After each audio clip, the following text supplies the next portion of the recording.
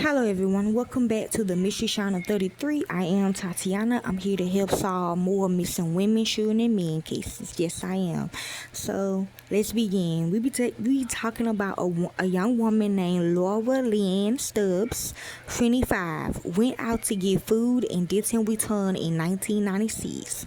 Now, I already shed light on this case a couple of years ago, but the thing is I gotta do it again because none of her immediate family done came and claimed her. Okay, so we do got her locked up in our real ones and our real places that we put her in, okay, that they put us in, that they put us in, okay. So I finally found her mama. She was on the people's court and she been looking for her daughter, okay. And also it's a lot of people that were trying to claim her as well, okay, as well as Robin Hasher. There was a lot of people coming in to claim her, but we had this little thing on the door to let us know if they were real or not. Like it's a lot of erasing going on, genocide. It's a lot of genocide going on, okay, with numbers and stuff of finding families and stuff. So yes, y'all, okay. So that's why I want to go ahead and do her again. Them two is still on my page. I'm gonna go ahead and do it again, okay, because the real families are coming, okay. Her parents went to pick her up, but she wasn't at her home. So this one regarding when her parents went to the court show, okay, on the people's court. I think this is how she looks, okay. I think when they got on that show, they went and got her, okay. I don't know. Went out to get food and didn't return in 1996, okay. Okay, so she was trafficked. I got trafficked, okay? So let's begin. Agencies may not agree on the exact date Lora Lyann Stubbs went missing, but everyone agrees her case remains a mystery. Also, we're getting the show King of the Hill, and we're getting adultery. So they are saying she committed adultery with Jesus and the Father, or just the Father, okay? Or she committed adultery with the food, okay? Or she was stealing the money she was getting for food or something like that. So they're going to put adultery on this case, okay? The Cincinnati, Ohio resident lived on Brewster Avenue back in 1996. Something regarding the color orange. So she did not last during the tape. So don't pay attention to the old dates, okay? The dates is significant though. So that's why I said something about me first, because I'm going 1996, okay? Okay, I'm here 2016. The last time anyone saw Lora was near the intersection of Gilbert Avenue and Macmillan Street on June the 9th, according to the Charlie Project. Yes, y'all, sometimes they can take it from me, okay? They took it again, but I can still do it, okay? It was then that Lora called her parents, especially it was like agging me to do it, okay? They lived about 40 minutes away in Hampton, Ohio, and Lora let them know that she wanted to visit them because she was feeling unwell. Okay, this is a joke to the real parents. Yeah, the free trip. My bad, y'all. Yeah.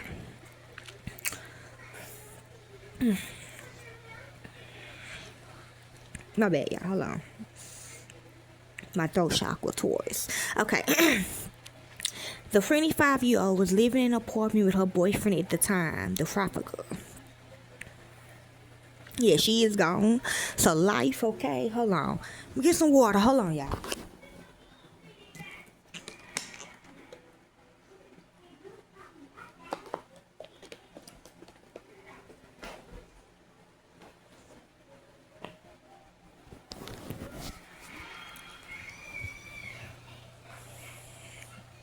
Okay.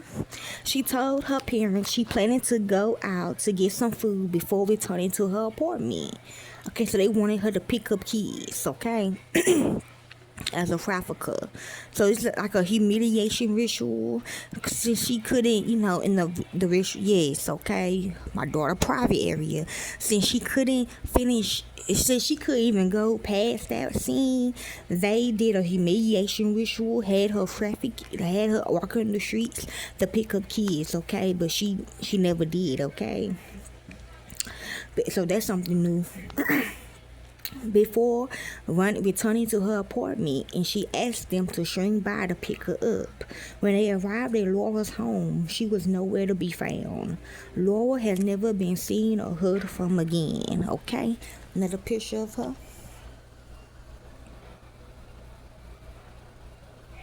I thought I thought maybe it was this picture, but she said no because she wanted it on here. She wanted that picture on there. Investigators reportedly claim there isn't much information to help locate Lora. She did leave a son behind, but she voluntarily surrendered her parental rights to her mother. Also, her social security number has not been lost since she was last seen. Okay, I'm hearing not true on this. Moreover, Lora does have a history of drug abuse, but it reported that by the time she disappeared, she was in recovery. Okay, so they destroyed her social security number. Lora Lyann Stubbs, what to know. At the time of her disappearance, Lora Stubbs was described as being 5 feet 4 inches tall and 130 pounds. She had brown hair and brown eyes. They said it didn't make sense to her color of her skin color. Lora has a scar on her left eyebrow and a small rose tattoo on her left breast. Okay, I'm hearing true. She is biracial, black and white. Yeah, that too. That's a humiliation ritual too. Cause if you mix, if you biracial, they want you to look a certain way. Okay, yes, they want you to be fruitier. Okay, maybe she just take.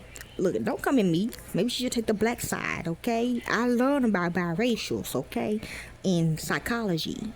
Her teeth are straight and she has several fillings in her back molars, so she eats treats. Some accounts spell her middle name Lynn as Lynn instead of Lyann as TCP.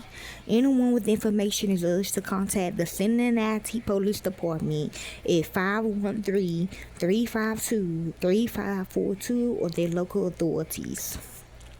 Please share this story by Lora Lyann Stubbs to reignite the investigation into her disappearance. She is our sister and her life matters. The case number is 1996-0684, or she could have been born in 96. The agency is Cincinnati Police Department. The phone number is 513-352-6943. That's all the information we have about Lora Lyann Stubbs. If you'd like to help with this case, you can. I don't do it for the fame or the money. I do it because it's what I love to do. And to the real families of these victims, Corporate America will set you up. Thank you, peace, and be safe.